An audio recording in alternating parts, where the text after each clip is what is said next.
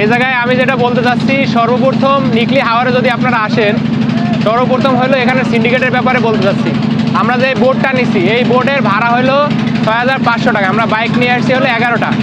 প্রথমে 11টা বাইক 500 টাকা করে অন্য একটা বোর্ডে যখন আমরা রেডি করি, ওই বোর্ডওয়ালা অন্য একটা বাইক পার্টিকে 10,000 টাকা সে ফিক্স করে।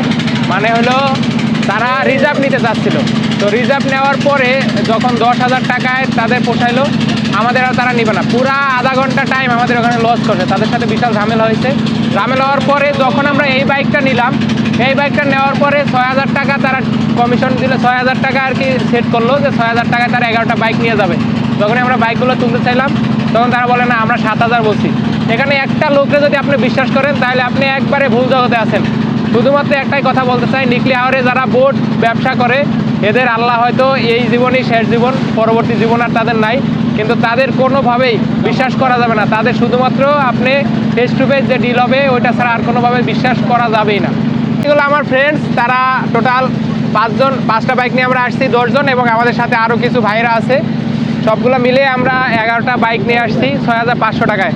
এবং যদি শুক্রবার ছাড়া অন্য কোনো দিন আসেন, বিশেষ করে বন্ধের দিন, তাহলে আপনারা অবশ্যই কমিশনে পাবেন। বিশেষ করে 300 বা 400 টাকায় আপনারা একটা বোট নিতে পারবেন। আর এখানে সময় হলো যে আপনার 50 মিনিট থেকে 1 ঘন্টার মতো সময় লাগে। মাঝখানে একটা ব্রেক আছে, এটা হলো ওই যে গাছগুলো দেখা যায়, এখানে আপনারা গোসল করতে পারবেন। এবং বোটের সাথে কন্ট্যাক্ট করে নেবেন অবশ্যই যে ওখানে কতক্ষণ সময় স্টে করবে। বিশেষ করে এরা আধা ঘন্টার ভিতরে আপনাকে ফেরত নিয়ে আসতে হবে, কিন্তু নর্মালি 1 ঘন্টা থেকে 1.5 ঘন্টার সময় আপনার লাগবে।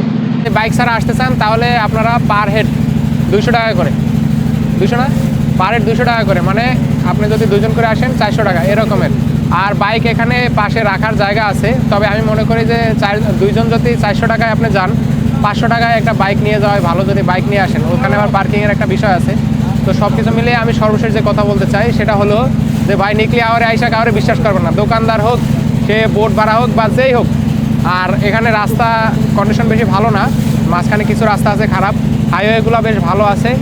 আর এই বৃষ্টির সিজনে রেইনকোট অথবা আপনার প্রক্সি দেওয়ার জন্য অন্য কোনো ড্রেস, এগুলো নিয়ে আসবেন, 100% নিয়ে আসবেন। তো ধন্যবাদ বন্ধুরা, আমরা পরের ভিডিওতে অন্য কিছু ডিসকাস করবো।